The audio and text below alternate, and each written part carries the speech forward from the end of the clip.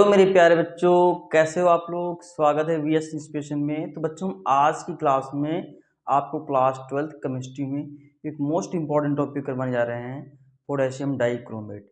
बच्चों, ये टॉपिक बहुत ज़्यादा इंपॉर्टेंट है, तो आप लोग इस वीडियो को बिना स्किप किए हुए पूरा फुल देखिएगा और आप लोग अपने 2026 के एग्ज़ाम की तैयारी बहुत अच्छे से करिएगा।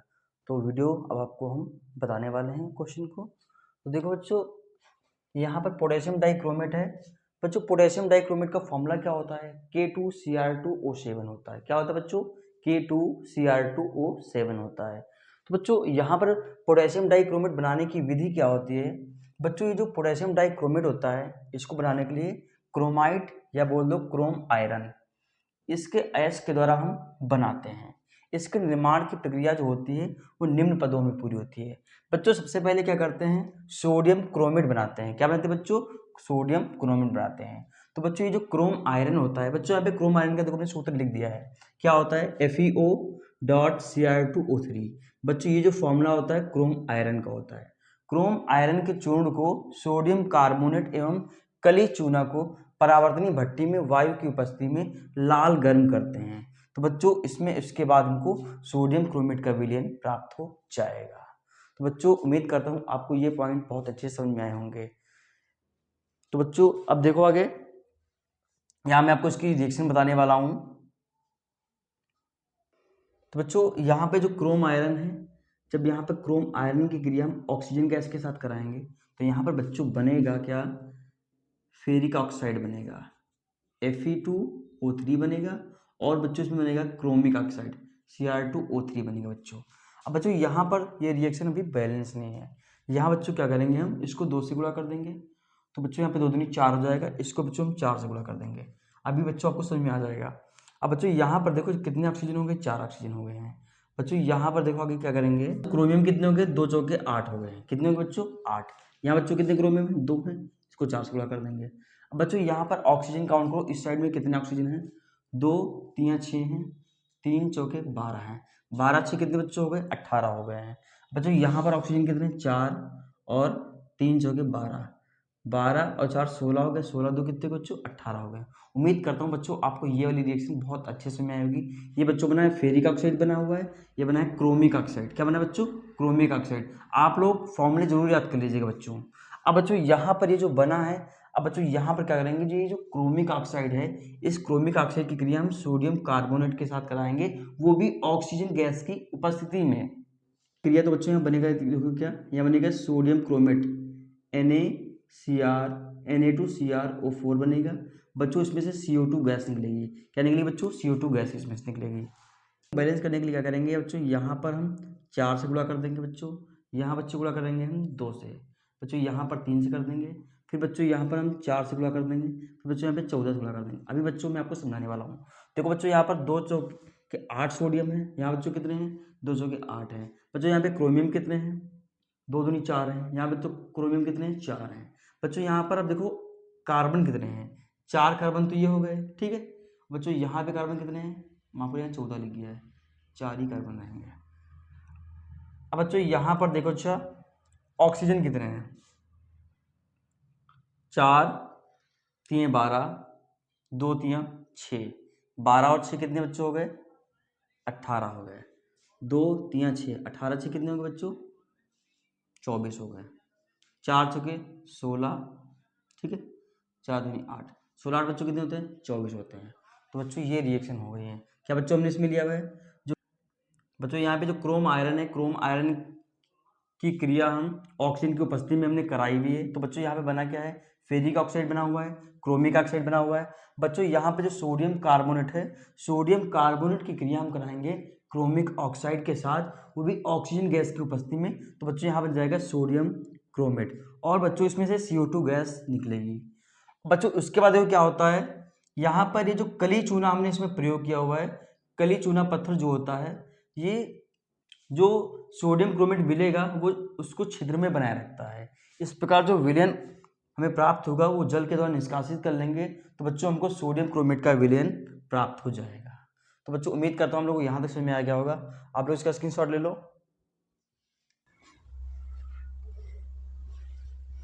तो बच्चों, उम्मीद करता हूँ आपको सोडियम क्रोमेट बनाना समझ में बहुत अच्छे से में आया होगा।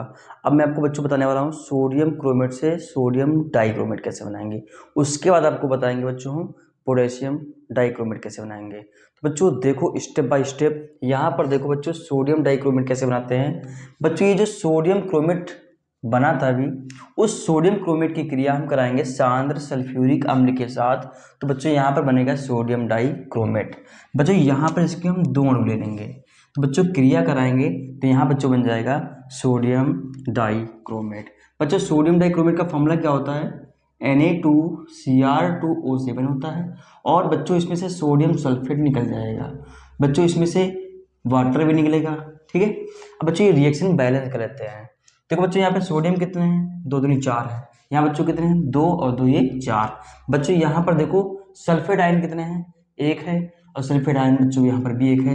बच्चों यहाँ पे क्रोमियम कितने हैं, 2 हैं। बच्चों यहाँ पे क्रोमियम कितने हैं, 2 हैं। अच्छा बच्चों यहाँ पर हम ऑक्सीजन की काउंटिंग कर लेते हैं, 2 चौके 8। बच्चों ये वाले तो मैंने पहले ही यहाँ लिख दिए हैं, 2 चौके 8 होते हैं बच्चों, 7 यहाँ लिख दिए हैं, 1 यहाँ लिख दिया। बच्चों यहाँ पर ये जो बना है Na2Cr2O7, ये बच्चों होता है सोडियम डाइक्रोमेट होता है। अब बच्चों सोडियम डाइक्रोमेट से देखो पोटेशियम डाइक्रोमेट कैसे बनाते हैं। बच्चों यहाँ पर जो पोटेशियम डाइक्रोमेट बनाने के लिए क्या करते हैं, ये जो सोडियम डाइक्रोमेट है, सोडियम डाइक्रोमेट के गर्म व सांद्र विलयन को पोटेशियम क्लोराइड से अक्रिया कराते हैं। जो बच्चों पोटेशियम क्लोराइड से अक्रिया कराएंगे तो बन जाएगा क्या, पोटेशियम डाइक्रोमेट। तो बच्चों यहाँ पर इसके हमको क्या प्राप्त होंगे, क्रिस्टल प्राप्त हो जाएंगे। बच्चों यहाँ पर देखो ये जो सोडियम डाइक्रोमेट प्राप्त हुआ है, इस सोडियम डाइक्रोमेट की क्रिया हम पोटेशियम क्लोराइड के साथ करा देंगे। बच्चों यहाँ पर इसके हम 2 अणु ले लेंगे, कितने अणु ले लेंगे बच्चों, 2 अणु ले लेंगे। बच्चों ये जिसकी क्रिया इसके साथ कराएंगे तो यहाँ पर क्या होगा, सोडियम बाहर हो जाएगा और जो क्लोरीन के साथ क्रिया करके बच्चों बना लेगा क्या, सोडियम क्लोराइड बना लेगा। तो यहाँ पर बच्चों इसके 2 अणु निकल जाएंगे। अब बच्चों यहाँ पर आगे क्या बनेगा, यहाँ पे देखो के कितने हैं, 2 हैं, यहाँ पर हम लिख देंगे। तो बच्चों यहाँ हो जाएगा K2Cr2O7, ये बच्चों होता है पोटेशियम डाइक्रोमेट। बच्चों देखो इसके भौतिक गुण क्या होते हैं। पहला इसका भौतिक गुण है, इसके क्रिस्टल जो होते हैं बच्चों वो नारंगी रंग के होते हैं और चमकदार होते हैं। और बच्चों इसका जो गलनांक होता है वो 398 डिग्री सेंटीग्रेड होता है। कितना बच्चों होता है, 398 डिग्री सेंटीग्रेड होता है। बच्चों ये जो होता है ये ठंडे जल में कम घुलता है। क्या, पोटेशियम डाइक्रोमेट जो बच्चों होता है वो ठंडे जल में कम घुलता है, लेकिन गर्म जल में ये सबसे अधिक घुलता है। और बच्चों ये एल्कोहल में क्या होता है, अविलीय होता है, मतलब घुलता ही नहीं है, एल्कोहल में ये नहीं घुलता है। तो बच्चों उम्मीद करता हूँ आप लोगों को यहाँ तक बहुत अच्छे से समझ में आया होगा। आप लोग इसका स्क्रीनशॉट ले लो। तो बच्चों उम्मीद करता हूँ आप लोगों को पोटेशियम डाइक्रोमेट बनाने की विधि और इसके भौतिक गुण बहुत अच्छे समझ में आए होंगे। अब बच्चों मैं आपको बताने वाला हूँ इसकी केमिकल प्रॉपर्टीज। तो देखो बच्चों यहाँ पर केमिकल प्रॉपर्टीज, ऊष्मा का प्रभाव क्या होता है। अगर हम पोटेशियम डाइक्रोमेट को गर्म करेंगे तो ये पोटेशियम क्रोमेट और क्रोमिक ऑक्साइड में टूट जाएगा। तो बच्चों पोटेशियम क्रोमेट का फॉर्मूला क्या होता है, K2Cr O4 होता है। और बच्चों क्रोमिक ऑक्साइड का क्या होता है, CrO3। बच्चों इसमें टूट जाएगा। अब बच्चों यहाँ पर देखो, अब दूसरी मैं आपको केमिकल प्रॉपर्टीज बता रहा हूँ। अगर हम पोटेशियम डाइक्रोमेट की क्रिया हाइड्रोक्लोरिक अम्ल के साथ कराएंगे तो बच्चों इसमें क्या होगा, इसमें से क्लोरीन गैस निकलेगी। बच्चों इसमें पोटेशियम क्लोराइड निकलता है, क्रोमिल क्लोराइड निकलता है और बच्चों इसमें से क्लोरीन गैस निकलती है। बच्चों इसमें से वाटर निकलता है। 4 बच्चों इसमें से कंपाउंड निकलते हैं। अब बच्चों इस रिएक्शन को हम बैलेंस करेंगे।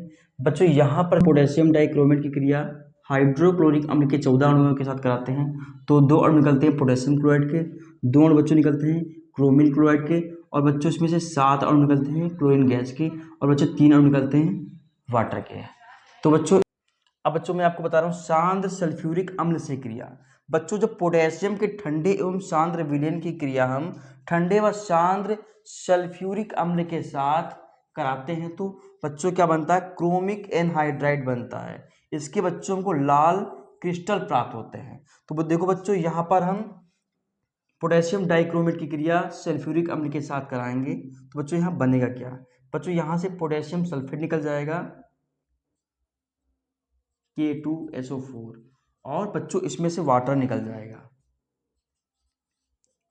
अब देखो बच्चों यहाँ पर क्रोमियम कितने हैं, 2 हैं, तो इसको बच्चों कुछ ऐसे करके लिख देंगे 2Cr। बच्चों यहाँ पर ऑक्सीजन कितने रह गए हैं, 7 थे, 1 लिख दिया है, 6 बचे हैं, तो बच्चों इसको हम ऐसे लिख देंगे। ये बच्चों जो फॉर्मूला होता है CrO3, ये बच्चों होता है क्रोमिक एनहाइड्राइड का होता है।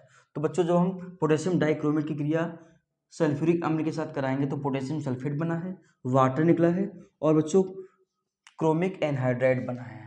तो बच्चों उम्मीद करता हूँ आप लोगों को यहाँ तक बहुत अच्छे से मैं होगा। आप लोग पहले इसका स्क्रीनशॉट ले लो।